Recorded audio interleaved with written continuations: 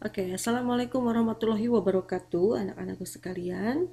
Di video pembelajaran kali ini, Ibu akan menjelaskan tentang pembelahan meiosis ya.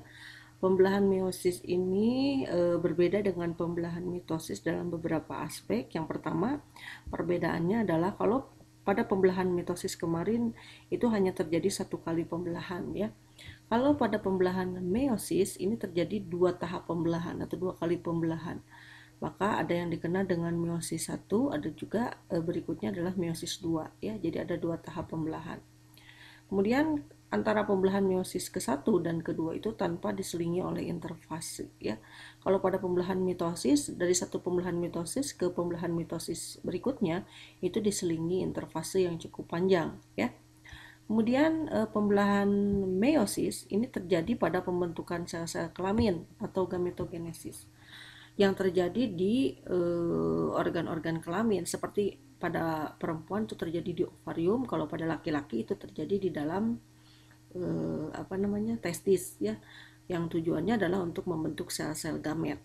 Sedangkan pada pembelahan mitosis, kemarin kita sudah bahas bahwa pembelahan mitosis itu terjadi pada sel-sel somatik tubuh yang fungsinya adalah untuk perbanyakan sel dan untuk regenerasi juga ya. Kemudian berikutnya, kalau pembelahan mitosis kemarin kita sudah bahas, dia hanya menghasilkan dua sel anakan yang baru yang identik dengan induknya, yang memiliki kromosom jumlahnya sama dengan induknya. Kalau induknya 2N, anaknya juga 2N. Kalau induknya diploid, anaknya diploid. Kalau pada manusia, kalau sel-sel induknya memiliki 23 pasang kromosom, maka anak-anaknya pun memiliki 23 pasang kromosom.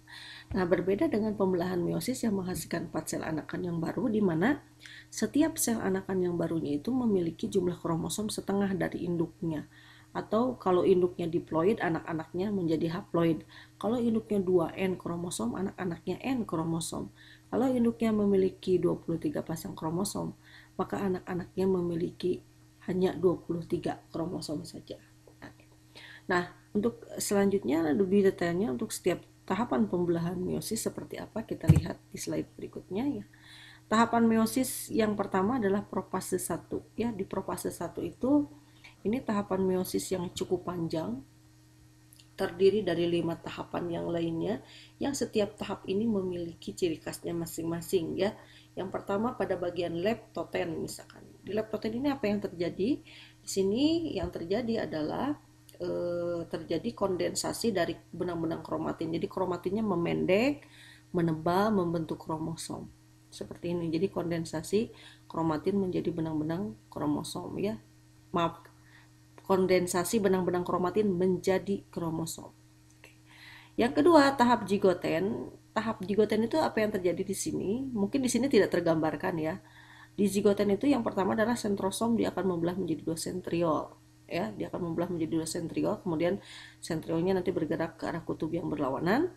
Nah, kemudian yang berikutnya adalah si kromosom nanti akan berpasangan dengan kromosom homolognya ya, berpasangan dengan kromosom homolog, kemudian membentuk sinapsis seperti ini ya. Kemudian pada proses pakiten itu si kromosom homolog akan menduplikasikan diri dalam keadaan berpasangan sehingga terbentuklah tetrad. Di pakiten terbentuk tetrad. Tetrad itu berarti nanti terdiri dari setiap kromosomnya sudah memiliki kromatid ya, sudah memiliki dua kromatid. Kemudian si kromatid non sisternya nanti di tahapan diploten dia akan mengalami yang disebut dengan pindah silang atau crossing over. Daerah perpindahan silangnya ini kita sebut dengan kiasma atau stigma ya.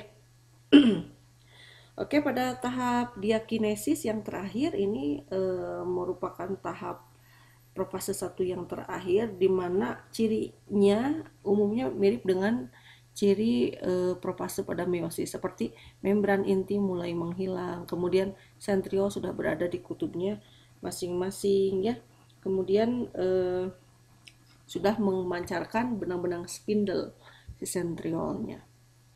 Jadi itu adalah ciri dari meiosis 1, tepatnya pada profase 1. Sekali lagi terdiri dari tahap leptoten, zigoten, pakiten, diploten, dan terakhir diakinesis, yang masing-masing tahapannya memiliki ciri khasnya masing-masing ya. Berikutnya adalah tahapan metafase 1 dan anafase 1 disatukan ya.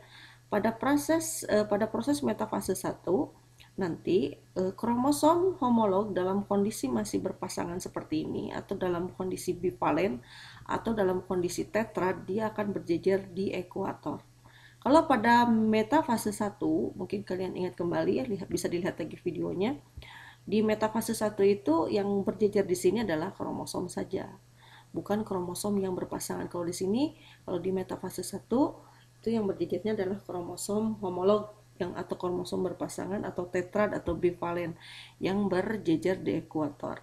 Kemudian benang-benang spindle nanti udah mulai memancarkan sentriol memancarkan benang spindle dan mengikat pada sentromernya seperti ini. Sehingga pada fase anafase ketika terjadi kontraksi dari sentriolnya akan menarik benang spindle ke arah yang berlawanannya, ke arah yang berlawanan, sehingga kromosom homolog yang tadinya bersatu di tengah di ekuator kemudian mulai tertarik ke kutubnya masing-masing. Berikutnya pada fase telofase 1 seperti biasa bahwa sekarang kromosom sudah berada di kutubnya masing-masing dan sudah mulai terbentuk bidang pembelahan, sehingga nanti dia akan membentuk dua buah sel yang baru. Coba kalau kalian perhatikan di video-video sebelumnya, misalkan ya, yang Ibu tampilkan di sini ada berapa kromosomnya, misalkan ya. Di sini misalnya ada berapa ini? 1, 2, 3, dan 4 kromosom misalkan ya. Kita lihat nanti di akhir masa telofase 1 kromosomnya itu hanya ada 2 kromosom. Jadi pada meiosis 1 itu terjadi reduksi kromosom ya, terjadi reduksi kromosom. Dari asalnya kromosomnya 2N menjadi 1N seperti ini.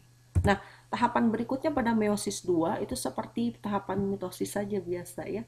Jadi pada tahap meiosis 2 seperti apa? Kromosom nanti akan mulai sekali lagi sentriol nanti akan sentrosom akan membelah menjadi 2 sentriol dan bergerak ke kutub yang berlawanan, kemudian mulai mengikat kromosom pada sentromernya.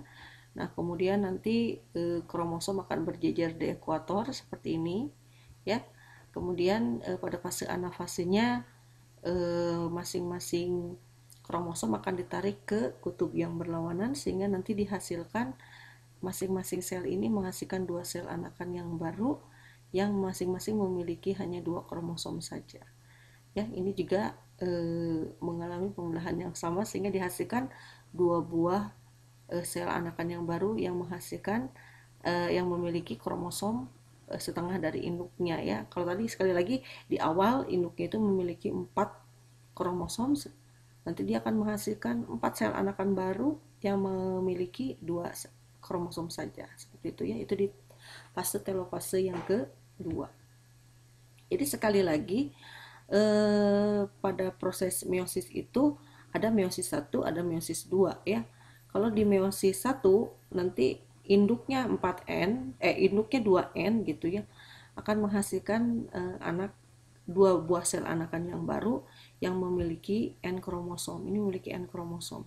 Sedangkan di meiosis 2 tidak terjadi reduksi kromosom lagi. Di sini induknya 2N, memiliki 2 kromosom begitu ya. Nanti anak-anaknya juga dia akan memiliki 2 kromosom. Intinya sekali lagi harus ditekankan bahwa reduksi kromosom itu terjadi pada pembelahan meiosis 1 ya. Nah, pembelahan meiosis itu terjadi pada proses pembentukan gamet-gamet pada spermatogenesis dan oogenesis ya. Coba kalian amati di sini pada proses spermatogenesis yang terjadi pada tubulus seminiferus di testis ya. Spermatogenesis berasal dari diawali dengan spermatogonium yang memiliki 2 N kromosom, kemudian spermatogonium ini akan mengalami pembelahan mitosis membentuk spermatosit primer yang juga memiliki 2 N kromosom. Kemudian spermatosit primer ini dia akan membelah 2 membentuk spermatosit sekunder. Nah, pembelahan meiosis 1 ini sekali lagi dia mengurangi jumlah kromosomnya, sehingga yang asalnya primary spermatosit ini memiliki 2 N kromosom menghasilkan spermatosit sekunder yang memiliki N kromosom. Mohon maaf, ini harusnya N kromosom, bukan 2N ya. Kemudian nanti spermatosit sekunder dia akan mengalami meiosis 2 menghasilkan spermatid yang kemudian mengalami diferensiasi membentuk spermatozoa. Mohon maaf, di sini ada kesalahan ya, harusnya secondary oosit dan secondary spermatosit itu memiliki N kromosom. Jadi setelah meiosis 1 sekali lagi itu terjadi pengurangan jumlah kromosom. Ini kalian bisa baca sendiri ya. Nah, oogenesis itu sendiri agak berbeda dengan spermatogenesis. Kalau oogenesis dari oogonium nanti akan mengalami pembelahan mitosis membentuk primary oosit yang memiliki 2N kromosom. Kemudian primary oosit ini akan mengalami pembelahan meiosis 1 tapi pembelahannya unequal. Jadi inti selnya dibagi 2 tapi sitoplasmanya diberikan kepada satu sel saja sehingga nanti akan menghasilkan sebuah secondary oosit atau oosit sekunder dan satu polar body begitu ya. Kemudian secondary oosit ini dia akan mengalami pembelahan meiosis 2 menghasilkan ootid dan polar body yang sekunder yang kedua ya. Sedangkan polar body yang pertama ini dia akan membelah membentuk polar body yang kedua. Sehingga di akhir masa oogenesis dia akan menghasilkan sebuah ovum dan 3 polar body. Seperti itu. Ya, kenapa pembelahan spermatogenesis dan oogenesis ini harus dilakukan melalui pembelahan meiosis? Kenapa? Karena ketika sperma nanti bertemu dengan ovum, masing-masing membawa N kromosom, mereka akan membentuk kembali zigot yang akan berkembang jadi individu baru yang memiliki 2 N kromosom. Sehingga kita bisa mempertahankan jumlah kromosom dari satu generasi ke generasi berikutnya. Jadi tujuan dari pembelahan meiosis itu sekali lagi adalah untuk pada akhirnya nanti supaya ketika si gamet-gamet bertemu akan menghasilkan individu baru yang memiliki jumlah kromosom sama persis dengan induknya sehingga dikatakan satu spesies dengan induknya. Seperti itu ya.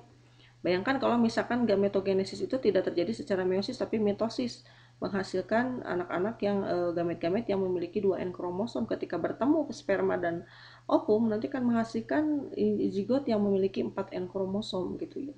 Mungkin akan menghasilkan spesies baru seperti itu ya. Nah, itu tujuan untuk gametogenesis. Oke, anak-anak, penjelasan Ibu tentang meiosis cukup sekian. Terima kasih perhatiannya. Wabillahi taufiq wal hidayah. Wassalamualaikum warahmatullahi wabarakatuh.